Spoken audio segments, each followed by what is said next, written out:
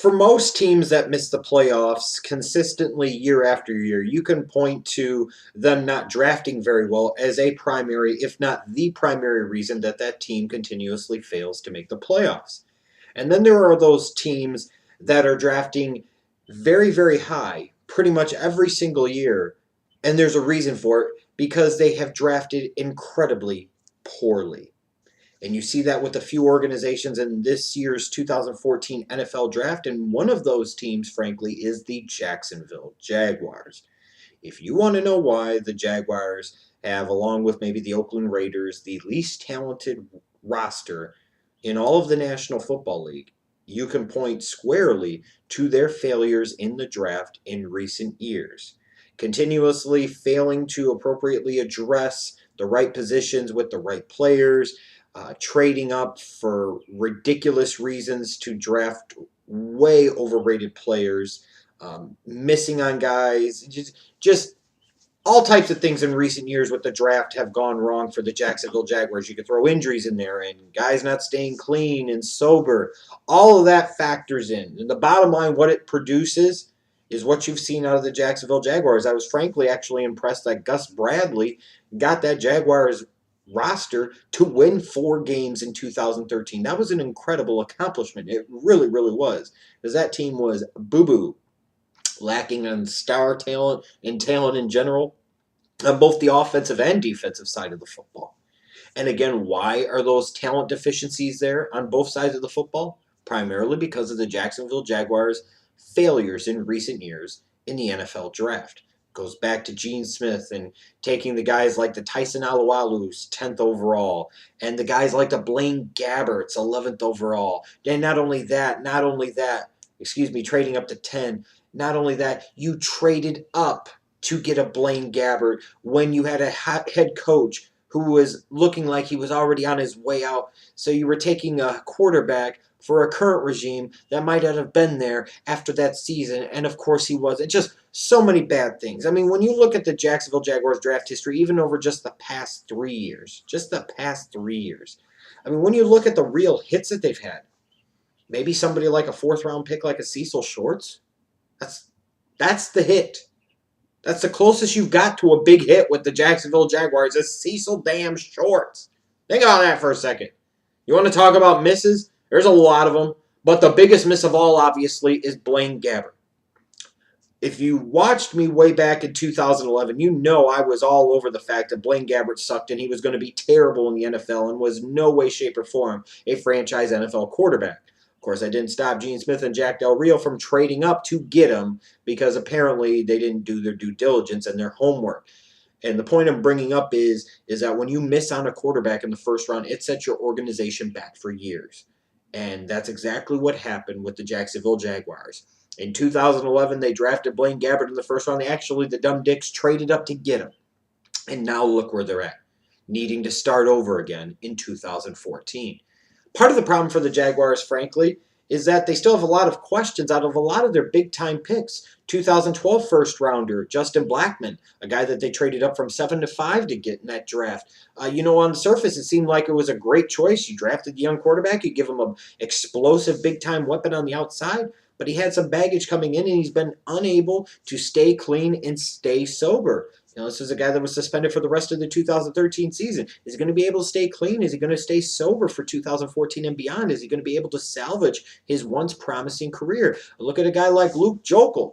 For some reason, David Caldwell and Gus Bradley decided that drafting a right tackle, number 2 overall in last year's draft, was a good decision because they needed to help out Blaine Gabbert. Oh, my God. And then Luke Joeckel, of course, misses a good portion of the season. So he's a big question mark. When your 2011 first-round pick is a complete bust and is no longer with the organization. Your 2010 first-round pick, who was a huge recent reach, in Tyson Alualu, when he was a big reach and he's been a bust. 2012 first-rounder, can't stay sober, can't stay on the field. Your 2013 first-round pick missed a good portion of the season due to injury. It's not hard to figure out why the Jacksonville Jaguars find themselves in the position, in the spot that they're in. And frankly, I don't know if David Caldwell is the right guy for the job. I don't know if he's going to be able to rebuild the Jacksonville Jaguars. I actually like Bradley, and I think he's a really good head coach. But I think ultimately his GM could let him down. Now, the good thing for the Jaguars are, just like in the past couple of years, they're sitting in a pretty good position in the draft. You've got a total of 11 picks. You've got the number 3 overall pick. You've got a second rounder, a third rounder, 2 fourth rounders, 3 fifth rounders, 2 sixth rounders, and a seventh rounder to compile your 11 total selections in this draft. So they're in a position at number 3 in a very, very deep, very good, very talented draft to come away with an impact franchise player and then surround that impact franchise player with other potential impact players later on in the draft. In terms of a draft strategy, in my opinion, for the Jacksonville Jaguars, it's very simple. They must find a franchise player at number 3, and that franchise player must, beyond question, be a quarterback. Now, if a Jadeveon Clowney for some reason fell to him at number 3, it's kind of like, it's a little hard to knock him for it to a degree because I would understand why you would select him. If a Khalil Mack was there at number 3 and Jacksonville drafted him, I would have a hard time knocking him because I think Mack's a better prospect than Clowney and fits the Leo role in Gus Bradley's offense that he brought over from the Seahawks. So it would be tremendous value at that point in time, maybe arguably the best player on the board. But at the end of the day, you must have a quarterback in the National Football League if you are ever going to do anything as an organization and as a franchise. And for the Jacksonville Jaguars, they have to get this right. And they have to find that young franchise quarterback in this draft. And just as important as it is for the on-the-field stuff in terms of wins and losses, it's important for the off-the-field stuff too.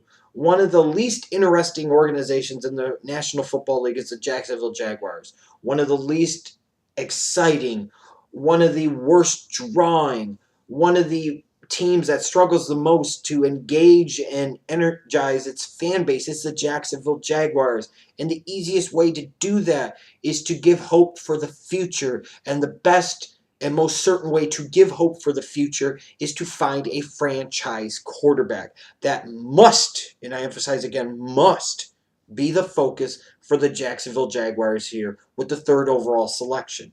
I don't give a damn what the other talking heads say. I don't ever care what other mock drafters say. There is at least one franchise quarterback in this ever-loving freaking draft, and I actually think there's more than one. I think there's quite a few. And one of them is going to be available at number 3. And the Jacksonville Jaguars must identify that guy and must take that guy and then build around him. In terms of the rest of their strategy, I would actually be a proponent of the Jacksonville Jaguars trading back up into the 1st round to get an additional real impact player, whether that be at a wide receiver position or somebody on the defensive side of pass rusher, maybe somebody at corner.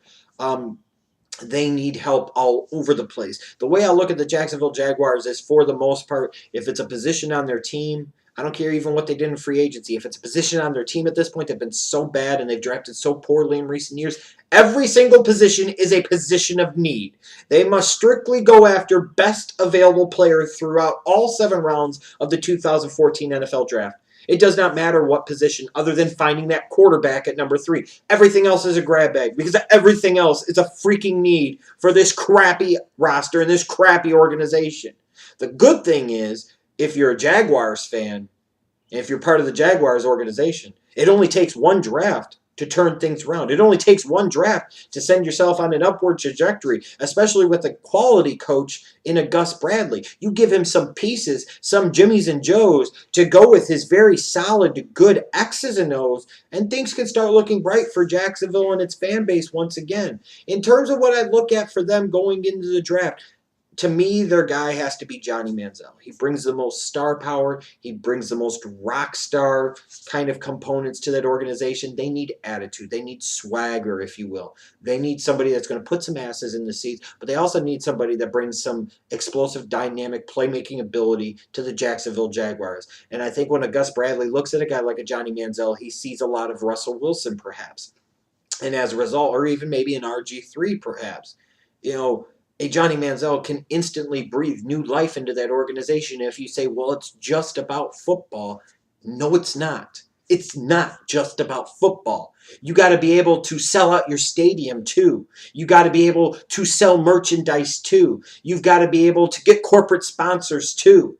All of that shit matters from an organizational standpoint. At the end of the day, you might say the most important thing is wins and losses on the field, and that is true to a degree. But you still got to make money, and you still got to put asses in the seats, and you still got to get those advertising and sponsorship dollars. And a guy like Johnny Manziel is a hell of a lot more likely to do that than a Jadeveon Clowney or a Khalil Mack. As much as I might like a Khalil Mack at number 3 to the Jaguars, they must, I emphasize again, must take a quarterback. And to me, that guy for the Jaguars at number 3 has to be Johnny Manziel. Throughout the rest of the draft, I expect him to take a look at, in a draft filled with guys that are good 3-4 outside linebackers, or could be a Leo linebacker in that 4-3 that Bradley's going to run, maybe somebody like an Anthony Barr or a Jeremiah Ataushu, a Carl Bradford maybe in round 2, or maybe you trade up into the bottom portion of round 1 to get that guy. That way you lock him in for an additional year.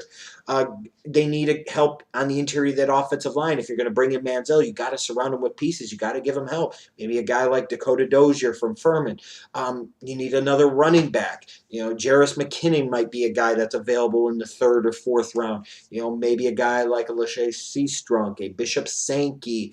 Later on, you need help at wide receiver, especially insurance in case Justin Blackmon doesn't come back and stay sober. Maybe a guy like a Jared Abbrederis is a good value pick, similar to an Eric Decker, who was that for the Denver Broncos a few years ago. A guy like Abbrederis could be for the Jaguars in a 4th round. Maybe tight end, you take a flyer, you take a gamble. You need some explosiveness out of the tight end position. Maybe Lyerla from Oregon, who has his problems, and maybe they would be scared away from him as an organization based off of their dealings with Justin Blackmon. But shit, you got to gamble sometimes, and you got to take chances, and you got to go for just best available player, especially when your talent level is so deficient on your roster, which is the case for the Jacksonville Jaguars.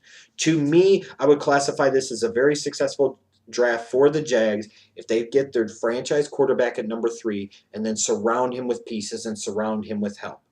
That way, they have a franchise player to build around, but more importantly, they have a vision and they have a direction, something that I feel has been lacking in Jacksonville for a long, long time now.